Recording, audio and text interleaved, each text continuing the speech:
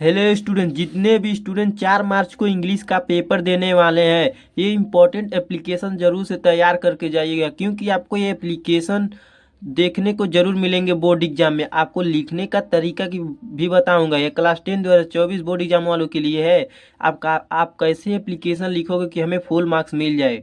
ठीक है, बहुत ही इंपॉर्टेंट एप्लीकेशन बताने वाला हूँ, तो वीडियो को ध्यान से देखिएगा और लास्ट तक देखिएगा। जो 4 मार्च को आएगा ही आएगा।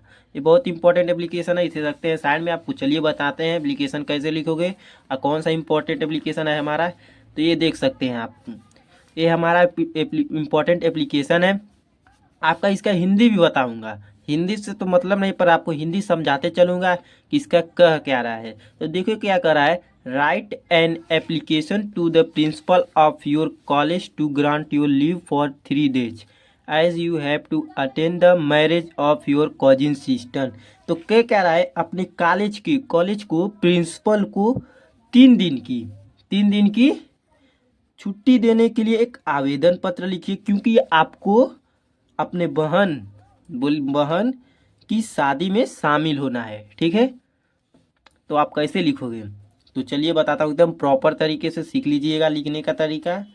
ठीक है, तो चलिए आप यहाँ से लिखना स्टार्ट करेंगे। हम यहाँ पर लिखेंगे टू द, नीचे फिर टू ऊपर से, फिर नीचे से द प्रिंसिपल। इतना तो सारा आपको लिखना पड़ता है सारे एप्लीकेशन में। एस डी चाहे आपका जो स्कूल का नाम हो लिख सकते हैं। ठीक है, SD इंटर कॉलेज, आपका जो स्कूल का नाम हो सकता है। आप चाहे तो ये भी लिख सकते हैं। एग्जामिनर को थोड़ी ना पता है कि वो कहाँ का पेपर देने वाला है। कॉलेज, ठीक है, SD इंटर कॉलेज। क्या मेरा नाम घर गोरखपुर है, तो मैं अपना जिले गोरखपुर लिखता हूँ। आपका जहाँ से है वो लिख सकते हैं, गोरखपुर। ठीक, ठीक है, गोरखपुर लिख दिए। तो अब क्या लिखोगे इसके बाद, सब्जेक्ट।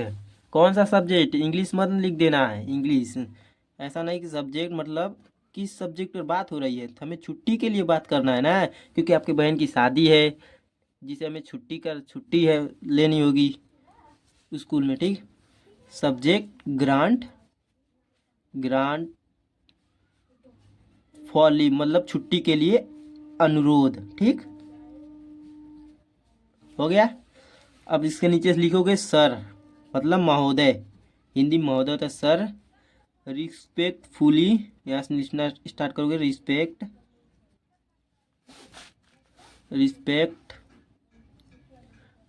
रिस्पेक्टफुली। आई हैव, अभी हिंदी भी बताऊंगा आपको। I have to say date my, ठीक हो गया। माई कजिन्स कजिन्स मैरिज,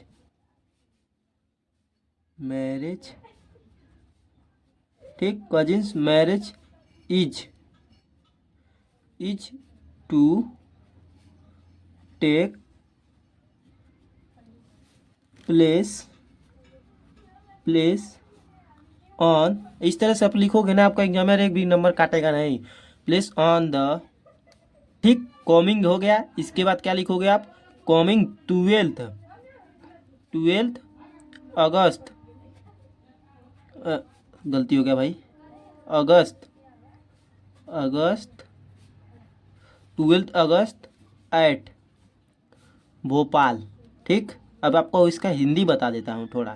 ठीक है, इसका क क्या रहा है, क ये रहा है। ठीक है, महोदय, मुझे आदरपूर्वक कहना है कि अगले महीने 12 अगस्त को भोपाल में मेरी चचेरी बहन की शादी है, जो 12 अगस्त को है। ठीक, आप एक को यही कह रहा है। ठीक, तब इसके आगे से क्या लिखोगे, भोपाल हो गया। I I have to attend the marriage. इसी तरीके से लिख कर आइएगा। As my father is not in a position, अब ये क्या कह रहा है, रुक जाइए इसका भी बता दे रहा हूँ। मतलब पोजीशन टू डू सो, कह रहा है I have to attend the marriage as my father is not in a position to do so. ठीक, टू डू सो मतलब ये कह रहा है कि मुझे शादी में शामिल होना है। ठीक, मुझे शादी में शामिल होना है क्योंकि मेरे पिता ऐसे स्थिति में नहीं है कि शादी को अटेंड कर सके, मतलब देख सके, देखभाल कर सके। ठीक है, इतना लिखने के बाद फिर यहाँ से लिखोगे आप क्या, काइंडली, काइंडली ज़्यादा बड़ा नहीं हुए, kindly grant, grant me leave, leave for 3 days, 3 days from, from हो गया। 3 days या 5 days भी लिख सकते हो आप, जितने दिन की आपको छुट्टी चाहिए, मतलब छुट्टी के लिए कहना है। Kindly grant for leave for 3 days या 5 days लिख सकते 3 days। 11th to 13 अगस्त। ठीक है, 11 to 13 अगस्त, ए भाई यहाँ पर यू रहेगा, AUGUST होता है। ठीक है, अगस्त, आई सेल बी हो गया, हाइली,